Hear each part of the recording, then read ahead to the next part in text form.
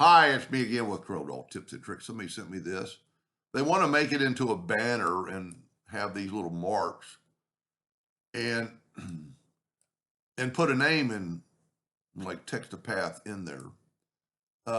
Pretty easy. There's a couple ways you could do it. I mean, this one particular is just like an oval.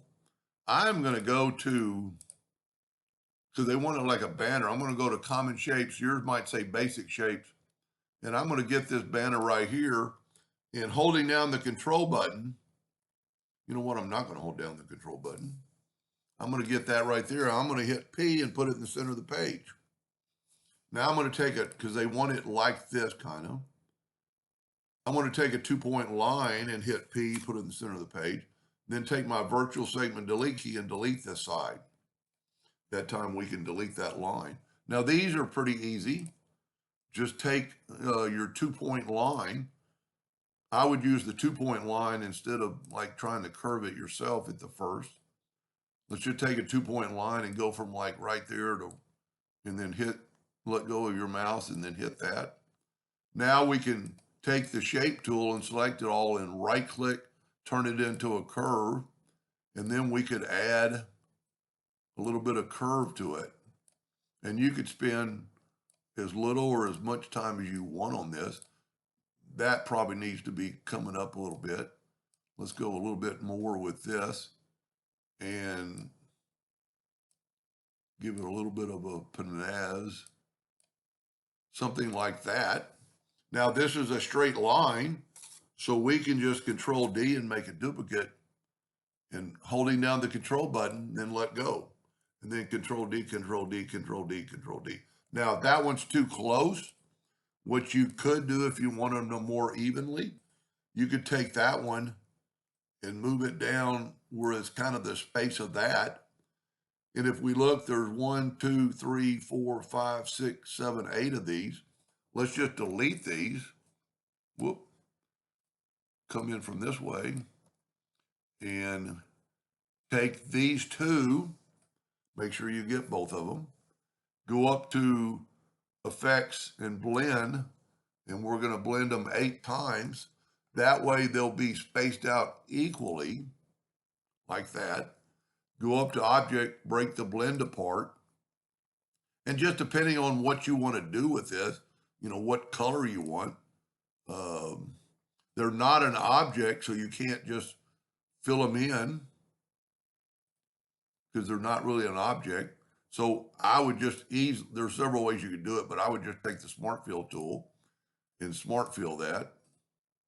Now I would for sure, I would do this next step. I would select them all and take away the outline so they won't cause you a cut line. Now I'm going to group this together, Control G, Control D to duplicate it. I just realized we're going to have a little bit of dip in the middle.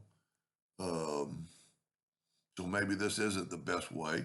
But what I'm going to do is, let me, just for a second, let me ungroup this. Let me grab that and nudge it down 3 times. Just remember how many times you did.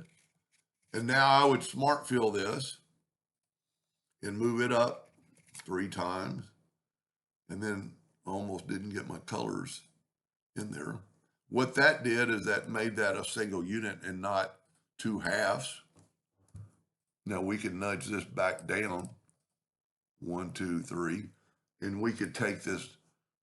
Several things you could do is take this note away, take that note away, and you've kind of got that look. I could have done that with a line though. And if you wanted it a little bit more, you could just bring that up, and then grab that one, try to be in the center. That looks pretty good. Now we didn't really move them, so we're going to grab these 2 items back,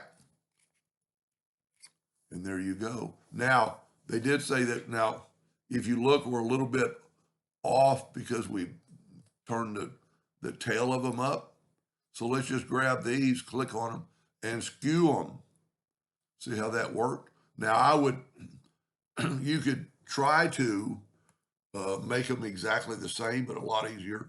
I would group these, Control G, Control D, mirror it the other way, and then just put it over here. And then get it, zoom in a little bit. And because it's a group, do that right there. And now I'm going to change my nudge factor to something lower, like 0.01, and grab that, and I can nudge it down just ever so slightly. Now, to write a name in there, there's several ways you can do it. I'm going to change my nudge factor. Let's see how big this is now. Wow, over 8 inches. So let's make it 9. I'm going to Control D and make a duplicate or hit the plus key.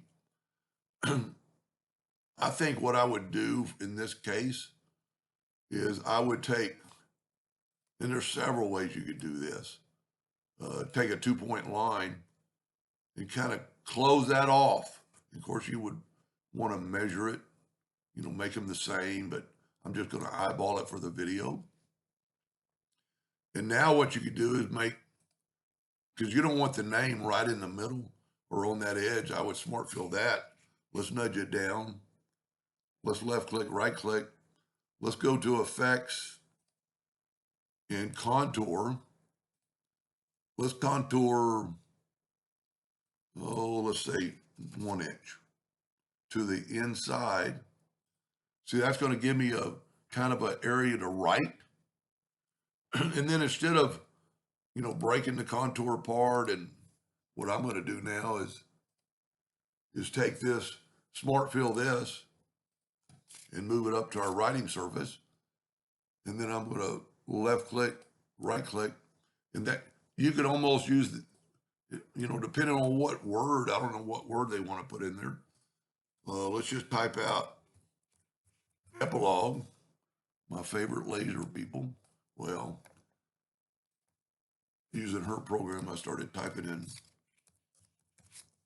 paragraph text, which I never do, and get it about that big, and go up. And now let's open another Docker, Effects, Envelope. And this, text to path would work. I don't know if I had that selected. Look at that. Now we got 2 objects. So put your text, shift select your box, and go EC. And then just move your box away. That's pretty cool. I kind of like it. Anyway, I hope that helped them a little bit. Thank you for watching.